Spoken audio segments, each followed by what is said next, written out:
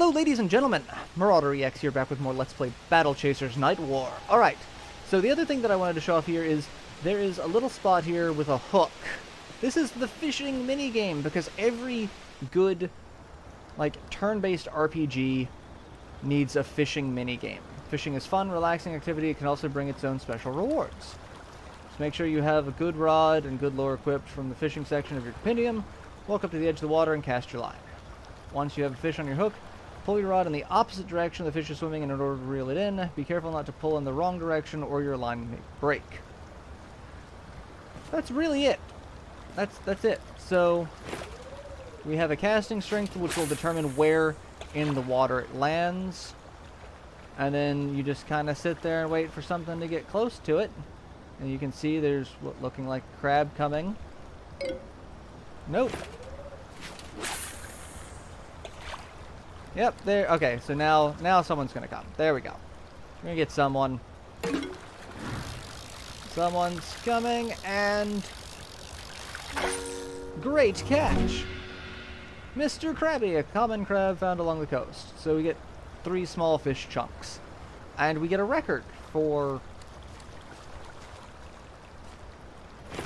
you know, what his size is.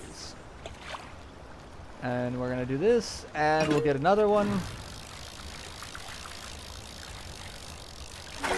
And another great catch. A scooter, scrapped early test prototype to create sea-based infiltration mechs.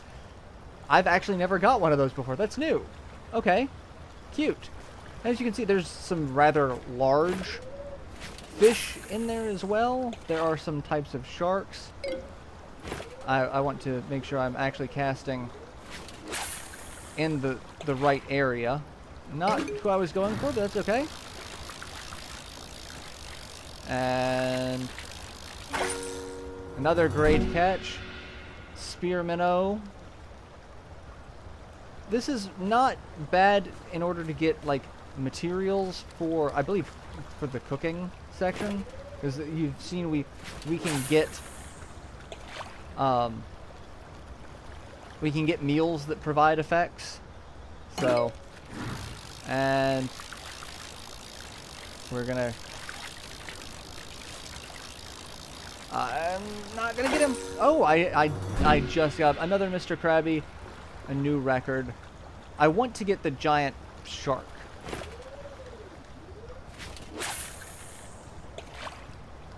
But I don't think I'm going to be able to attract his attention with everyone else there. But we'll see. Someone else is going to come. Another crab. You can kind of tell what everything's going to be. Or not. A mini tentacled shell. 2 large fish chunks. Only the bravest fishermen dare to look inside this monstrosity of a shell. Alright, I really want to get... Oh, that actually attracted his attention. Okay. And he was right there, so... Bubbles! The frightening vast abyss below the surface of the open ocean caused this young shark to seek shallower water where you were waiting to catch her. So it's a tiny little cute shark. Look at him! And there's a turtle of some sort in there too. Let's see if that attracts his attention. It does. I got your attention, Mr. Turtle. Sea turtle, peaceful turtle, common around the island. Now, I'm doing the fishing minigame here, but I'm probably not going to be doing it much past here. At least not on screen. Because it's not completely useful. And then once you get everything, the fishing area goes away. I believe once you go back to the main menu, or to the main, the world map and back, it'll repopulate. Or at least it'll start to repopulate. I've actually not caught everything in one area. I'm not entirely sure why I felt the need to do that on camera. Mostly just so that I can say I did it. But yeah, we got it. So, yeah, I think that was the joke of it. Every good JRPG needs a fishing mini game, and I keep thinking of like Breath of Fire, mostly. And that's the thing. It's like there was a lot of discussion, and I say discussion kind of loosely because a lot of people got really pissed off that this was being billed as a JRPG. It's like, it's not a JRPG. It wasn't made in Japan. And I'm one of those people that truly loathes that whole mindset of it's only a JRPG if it was made in Japan. It's like, this is very much inspired by all of the old school console JRPGs, the turn-based battles. Like, I'm gonna call this a JRPG, even though it's not made in Japan. And I know there's a lot of people that are really, really, really particular about their classification, but I'm also one of those people that's like, I don't have to have everything in a little box. I'm gonna call it a JRPG. It's not made in Japan, but if I say JRPG, most people think of old school Final Fantasy. They think of the Fire. They think of, you know, they think of these particular titles. And yeah, that's the easiest, you know, rallying point to get people to know what you're talking about. So I'm gonna stick with that. That's just me though. Alright, so we are coming up on the Iron Outpost, which is our first dungeon. Like, our first full dungeon. Alright, once you find a dungeon, you are capable of adjusting the difficulty level. So we've got normal, heroic, legendary. I'm probably just going to be doing most of these on normal, maybe heroic at times. But, like, and then you can get, there's an even stronger one as well once you beat it the first time. But yeah, hard is good because you get a better treasure chest, and that's the thing, like, each of those you get some decent rewards. Since I'm going to be doing most of them on normal, I'll just do everything on normal, because if I want to go back and do it on a greater difficulty, you can go back and revisit dungeons to do them at a higher difficulty to get more stuff. So it's like, if I honestly feel the need to do that, I can, and I can do that off screen. But just to show off the dungeon, just to get through the story, it's really not. It's not a thing. Especially, I would say, this early in the game, when I'm very limited as to what strategies I've got, I don't want to push too much, because there is a groove to this game that you've got to be able to get into and learn, like, how your characters are performing at any particular moment. And since all of your item drops are kind of random in terms of what quality they are, and there's a Diablo-esque item system, and actually it was more compared to World of Warcraft with the rarity system, but things have unique attributes, so it's entirely possible. This is the Iron Outpost. Oh, I forgot there was the voice acting here. So, but yeah, there's a way you can get an item and it not be as good in one playthrough as another, possibly. Especially for the crafting stuff. So I don't want to just be like, yeah, I'm gonna just jump right into this. No. It's well lit for an abandoned outpost. Our approach hasn't been subtle. We should be prepared for resistance inside. When are we not prepared? I love Calibretto. It's like, our approach hasn't been subtle, says the giant war golem. Like, I love that. He's so much fun. All of the characters in this are so much fun. Alright, we have another fishing area. Alright, one thing about this is all of the dungeons are randomly generated. So imagine like the dungeons from Kingdom Hearts Chain of Memories is really the best thing that I've been able to kind of relate these to. Is each room has one of 4 possible exits to another room. Each room being randomly generated has random enemy placement as well as random possibility for buffs to appear. You can get shrines that give you either temporary or long-term buffs. Crafting stations where the dungeon lore is located. There is so much, and then there's also, we can see in there's a little circle. That's a teleporter that allows you to teleport to various parts of the dungeon, and that is a different motivator. Alright, I kind of didn't think that was one that I was thinking that was one I could catch. Some of the motivators you can catch. That might be one I can catch, and I may have just screwed up by having it linked. But either way, we'll take out the bat. And yeah, I hate them. But it's fine. We'll just punch you in the face multiple times. Because I got 2 people who just enjoy punching things. One is a giant war golem. The other is a child. Alright, and you're dead. Perfect. Yeah, there are some motivator-looking enemies that will actually run from you, and your goal is to catch them because they are actually artifacts to a degree. So, and there is another fishing spot here, so all of that again is random. There is drink from the Shrine of Strength.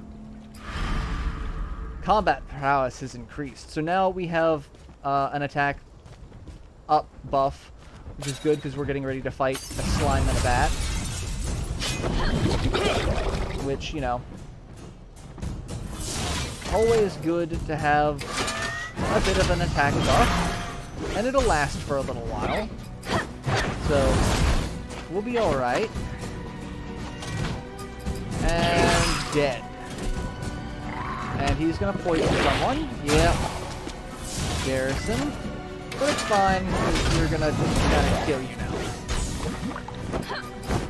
We're gonna kill you with a great deal of credit. Because I don't like being poisoned. And regular... Oh! I was gonna say regular... No! He's adding another layer of poison. Once I get my first debuff ability, which I believe should be on Garrison, I'll show... We just saw there that when the poison hit Garrison a second time, the poison icon went up to level 2. Some debuffs stack, and they stack hard. And in those cases, it's best not to screw around.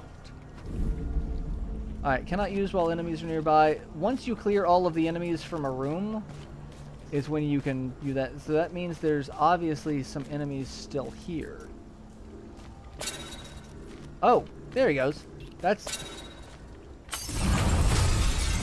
I was thinking that was a motivator I needed to catch, but apparently not. Apparently it was just one that was running away.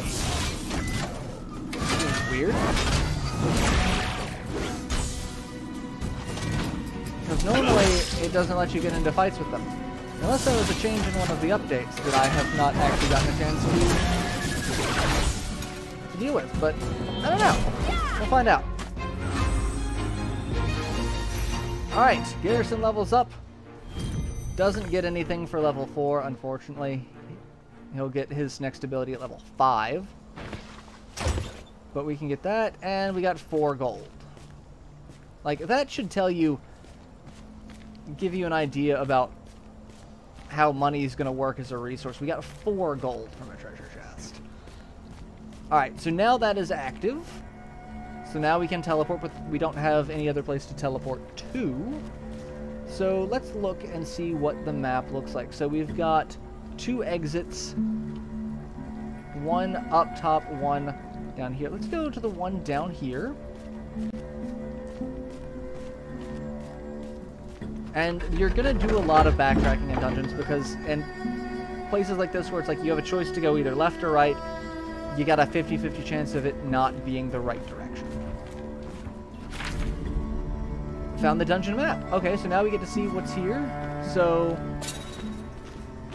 and you have to be careful because I was just looking at the map, but because it's not paused, I still just got attacked. So now we're dealing with a bandit brawler who's kind of like the lieutenant that we beat up, but not quite as threatening, I think. I think the lieutenant was more of a threat, but we're still going to take him out. He's going to do a little bit of damage to us, and that's going to be okay. Because I'm doing a fair bit of damage to him as well, and he's not going to get that attack. He's not. He's going to die before then. So there we go. Alright, I'm actually going to backtrack and go the other way, because as we saw, that is a dead end. So that way I can just go ahead and take care of that without having to worry about coming back here again and being like, oh, well, maybe there's something in that one room that I need to get that's off to the side. We'll just go ahead and take care of it now since we're here. And not worry. Alright. Go up here and see what it is. I thought on the map it was also supposed to tell us if there, like, what was in the dungeon in terms of things like crafting stations, locale. There is a crafting, I believe there's a crafting bench down there. So, Spoils of War, we've got some more of the lore. General Xavier returned from the main front last night because he came in darkness, so you got a good look at him. And they say he seemed well. The wars elsewhere have taken a toll on the outpost, with ranks thinning and our defensive practices becoming lax. I'm not sure Ravenheart even bothered to take his patrol last night, but then he always did seem the lazy sort. That should change with Xavier stalking the halls once more. So, yay! We get, you know, lore. And there's not anything down there. 6 gold. And holy crap, a lot of dungeon. Holy crap, bad guys. Alright, an invisible bandit and a brawler. This actually might be somewhat threatening. There is a potential for threat here. So I'm not terribly happy about this. Alright. We're gonna throw up Nature's Boon. And we are gonna keep dealing with you. Because I want you to be dead. I want you to be dead like yesterday.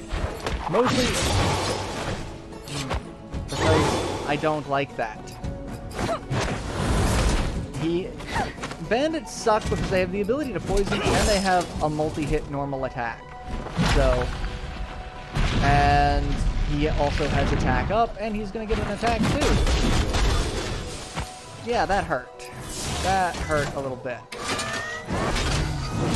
And of course he's not dead, and of course he gets another turn. Why do you get... Why is your haste so high? Alright, you die. I didn't like him anyway. Alright, abilities. That's why I wanted Nature's Boon, because I took a lot less damage there than I should have. Otherwise, I take a lot of damage, because that is a very obnoxious hit. Alright. And dead. Threat eliminated. Alright. And with that, I'm just about out of time for this episode. So, let's get out of this fight, and I will end the episode. Or not. I'll get into a fight with a slime right off the bat, but it's just one. So we'll take care of him first. And then I'll end this episode here. Because thank you, Mr. Slime, for attacking me as soon as I got out of combat. That makes me a happy camper. It doesn't. Alright, I need to heal Garrison. So I'm going to heal Garrison. And I'm going to defend. And defend so that the heal goes off in combat. And I don't have to use one of the dungeon abilities in order to do that. Alright, that's fine. It's not doing anything. Because you're dead.